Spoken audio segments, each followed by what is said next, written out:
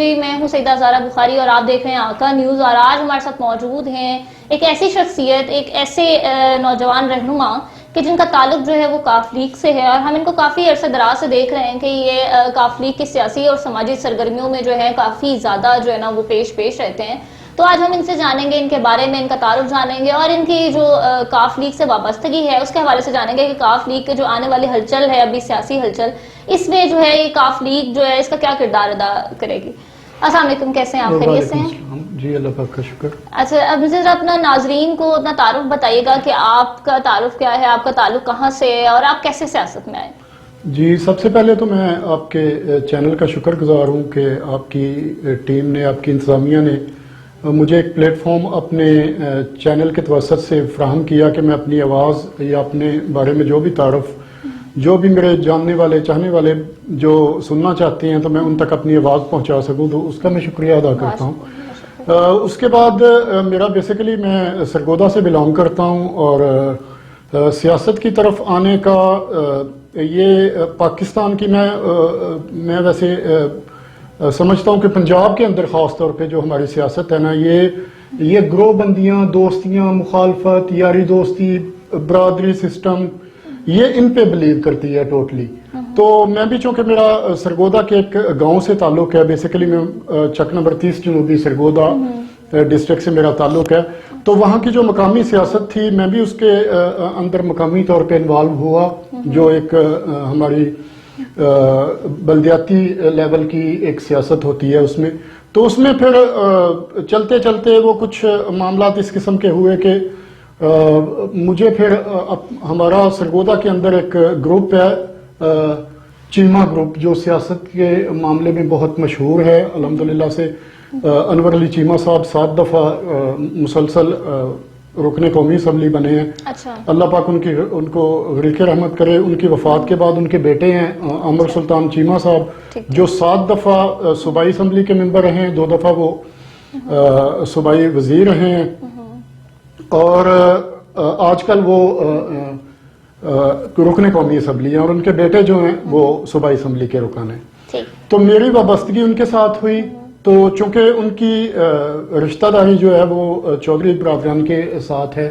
وہ ان کے داماد ہیں عمر سلطان چیمہ صاحب.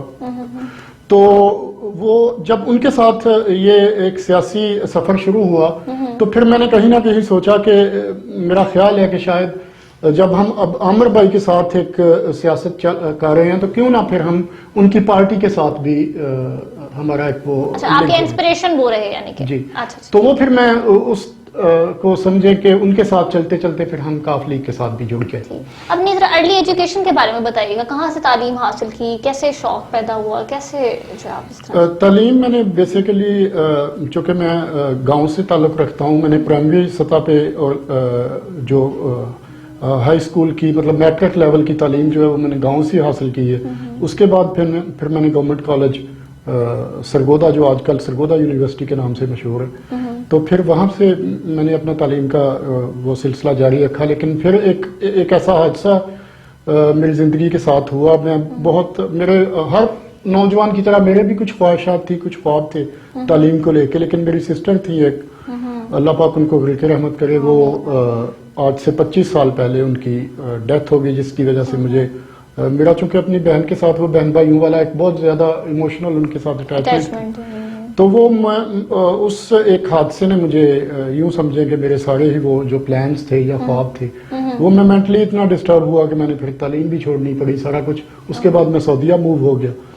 تو سعودیہ سے بعد پھر آج کل پاکستان میں آ کے تو میں آپ کو بتا رہا ہوں کہ 3 سال پہلے آلموسٹ میں نے پریکٹیکل پالیٹکس میں حصہ لی. اچھا، مجھے یہ بتائیے گا کہ جس طرح ایک نیا لڑکا، ایک نوجوان جو ہے جب ایک سیاست میں قدم رکھتے ہیں تو انہیں کوئی نہ کوئی پلیٹ فارم چاہیے ہوتا ہے، کوئی نہ کوئی سیاسی جماعت چاہیے ہوتی ہے. آپ نے سیاسی جماعت کو بطور سیاسی جماعت جو ہے وہ کاف لیگ کو چنا، تو بطور رہنما کاف لیگ، مسلم لیگ کاف، مجھے بتائیے گا کہ آپ کی کیا خدمات رہی ہیں مسلم لیگ کاف میں؟ دیکھیں، میں نے آپ کو ایک چیز تو بتا دی کہ چیمہ گروپ جو ہے سرگودا کے اندر، ان کی وجہ سے ہم کاف لیگ کی طرف میں آیا.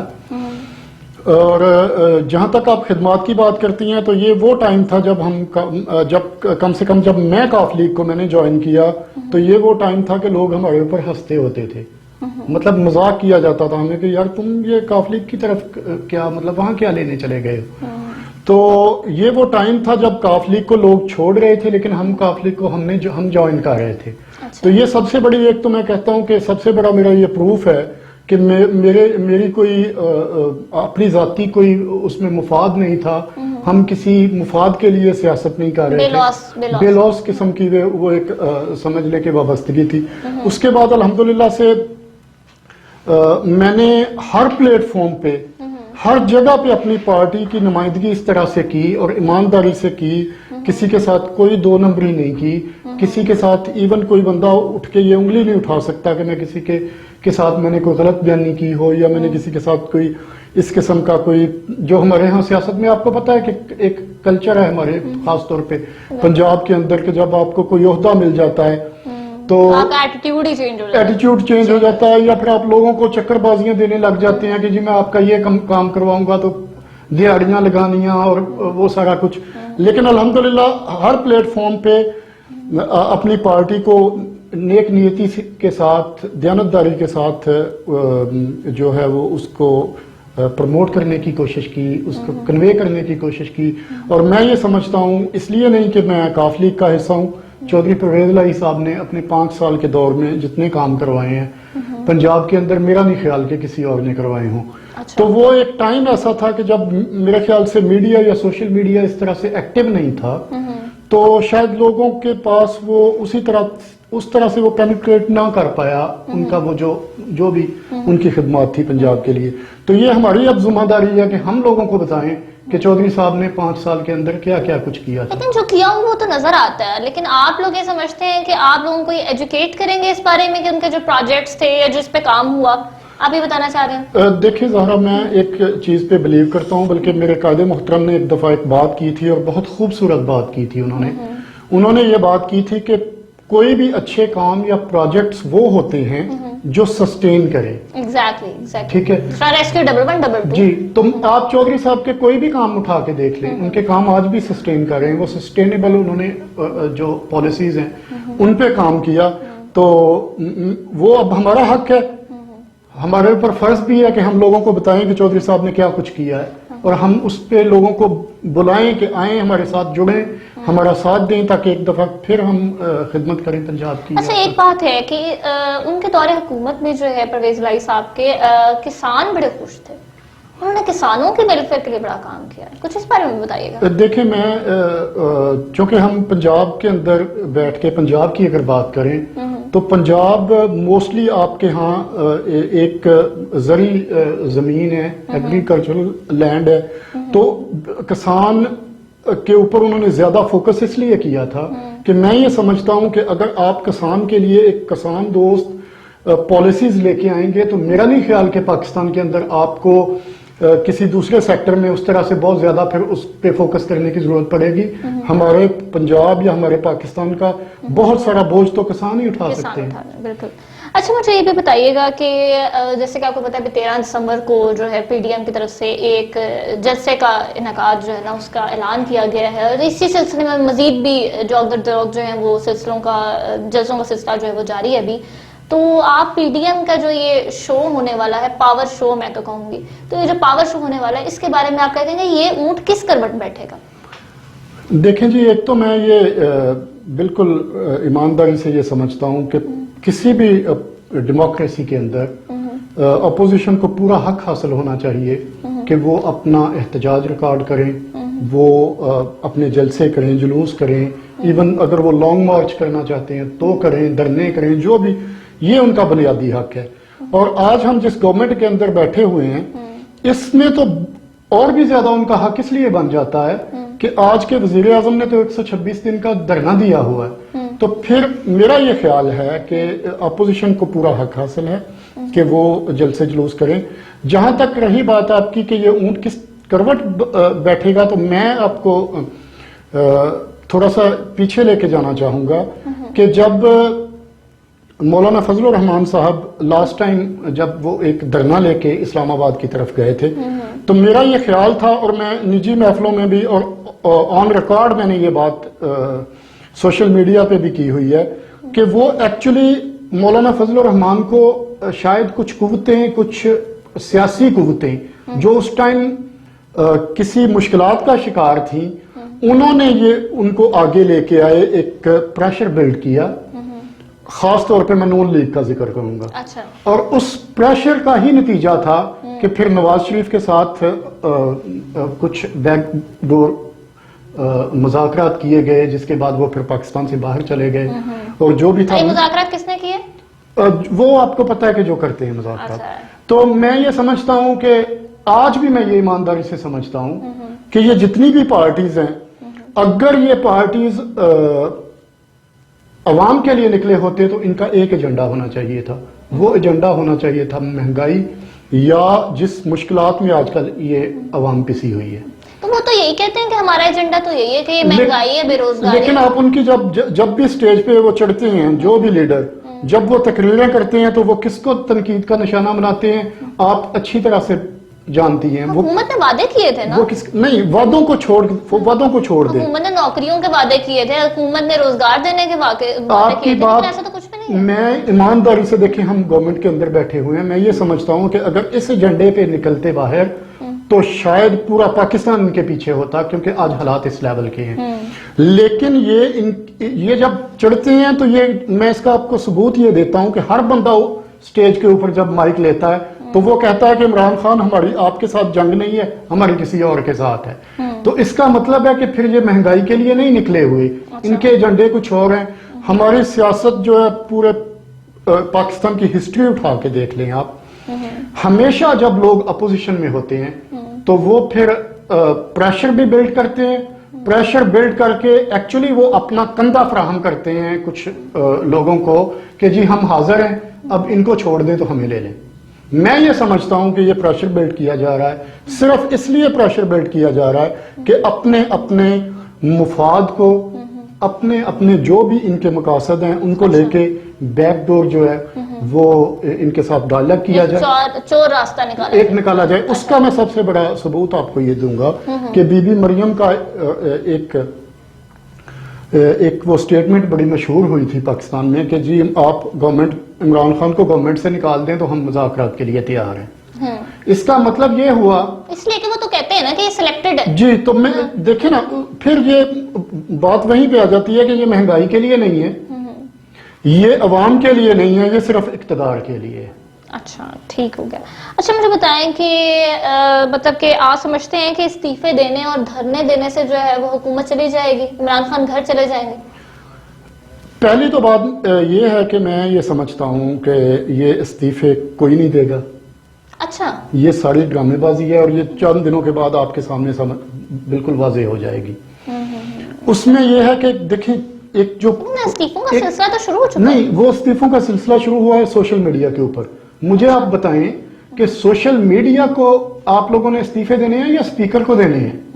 آپ اگر اتنے اس کے ساتھ وہ مخلص ہیں استعفے دینے کے معاملے میں، یا جو بھی آپ کی پلاننگ ہے، تو پھر آپ استعفے دیں جا کے اسپیکر کو. لیکن صدر مسلم لیگ نون جو ہیں ان کی تو ہدایات تھی نا، کہ ان کی ایک واضح ہدایات تھی کہ تمام تر ہمارے رہنما، ہمارے جو منتخب اراکین ہیں، وہ اپنے استعفے جو ہیں مولانا فضل الرحمان صاحب کو جمع کرائیں گے. دیکھیں زہرا، ہمارے ہاں سیاست جو ہے نا، وہ میں اس کی مثال ایسے آپ کو دوں گا کہ وہ جیسے کہتے ہیں نا، ہاتھی کے دانت کھانے کے اور دکھانے کے. اور دیکھیں پی ٹی آئی کے جو ممبرز تھے قومی اسمبلی کے، انہوں نے تو ایون ایاز صادق صاحب کے پاس، اسپیکر قومی اسمبلی کے پاس اپنے استعفے جو ہیں وہ جمع کروا دیے تھے. تو الٹیمیٹلی اس کا رزلٹ کیا ہوا؟ کیا کوئی استعفا ہوا؟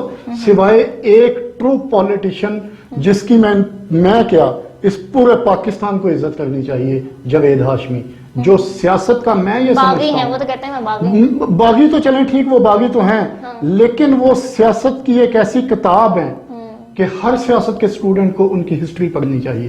جو قربانیاں پاکستان کی سیاست کے لیے ان کی ہیں وہ کسی کی نہیں ہیں. ایک ہی استعفا ہوا ان کا بہت ایک اہم کردار ہے. تو اس لیے میں یہ کہتا ہوں کہ یہ استعفے جو ہے نا، استعفے یہ کھیل رہے ہیں بس، اور یہ کھیلتے ہی رہیں گے، یہ ہوں گے نہیں. دوسری بات، اگر ہو جائیں، ہم ایک امیجن کر لیتے ہیں، یا اس کو تھوڑی دیر کے لیے مان لیتے ہیں. تو اگر یہ ہو جاتے ہیں تو اگر گورنمنٹ یہ کہتی ہے کہ اس کے ہونے سے استعفوں کے ہونے سے کوئی اثر نہیں پڑے گا تو میں اس بات پہ بالکل یقین نہیں رکھتا ہوں. اثر پڑے گا. آپ کی حکومت, آپ کی معیشت, ایون آپ کی پوری حکومتی مشینری جو ہے وہ ہل کے رہ جائے گی. اچھا مجھے بتائیے گا کہ آپ کی وابستگی کیونکہ مسلم لیگ کاف سے ہے تو میں یہ جاننا چاہوں گی کہ اگر حکومت چلی جاتی ہے فرض کریں تو اس سے مسلم لیگ کاف کے اوپر جو ہے وہ کیا فرق پڑے گا, وہ کس حد تک متاثر ہوگی؟ دیکھیں میں ہمیشہ سے جب بھی کسی الیکٹرانک میڈیا پہ بیٹھوں یا سوشل میڈیا پہ بیٹھوں میں یہ سمجھتا ہوں کہ بے شک ہم گورنمنٹ کا حصہ ہیں لیکن اس کے ساتھ ساتھ ہم پاکستانی شہری بھی ہیں. ہم پاکستان کے ایک سیاست کے چھوٹے موٹے اسٹوڈنٹ ہیں.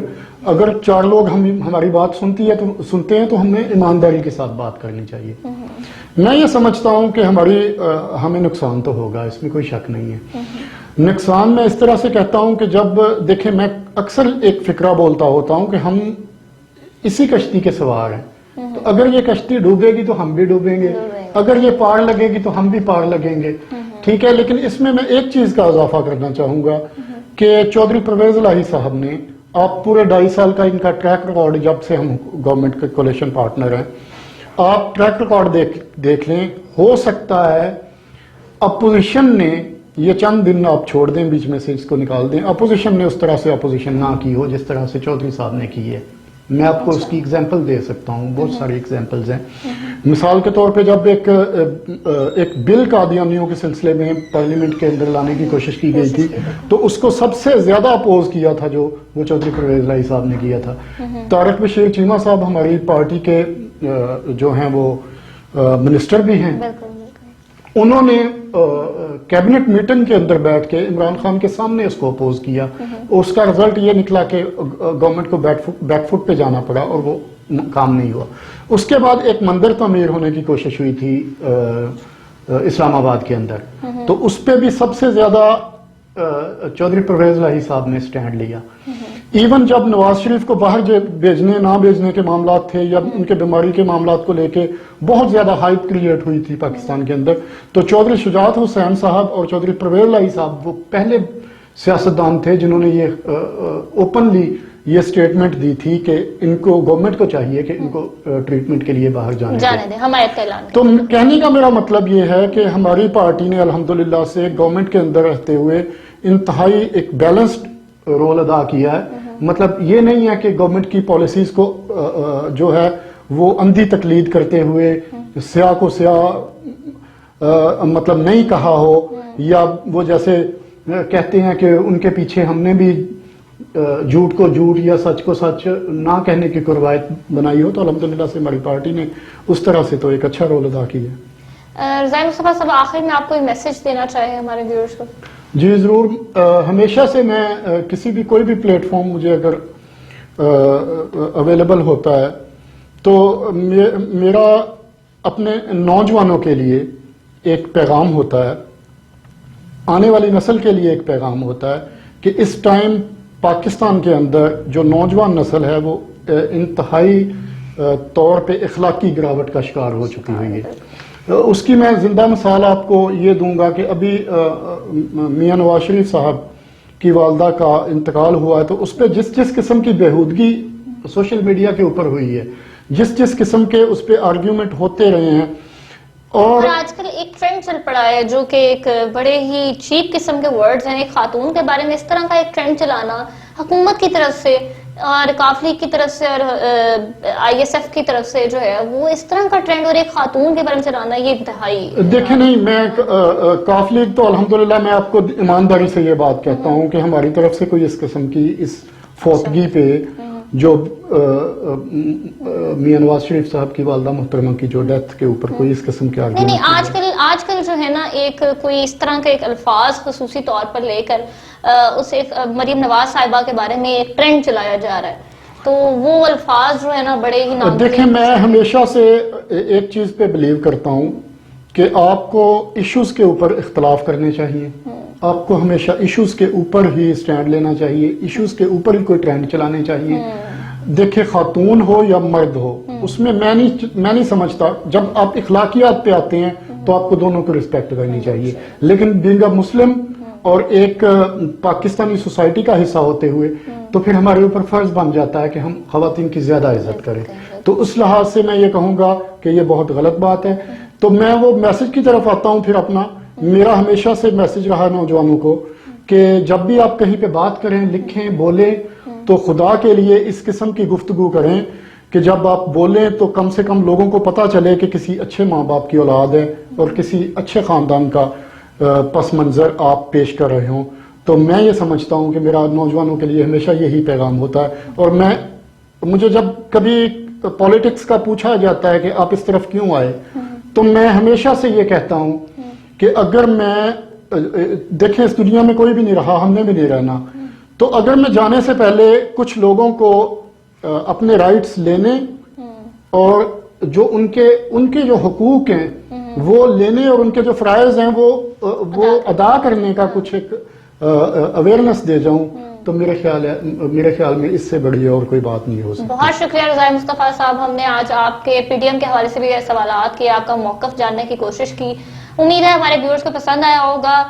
پروگرام اندر کی بات کے ساتھ میں ہوں سیدہ زہرا بخاری، آپ دیکھ رہے ہیں آقا نیوز. مجھے اجازت دیجیے گا. اللہ حافظ.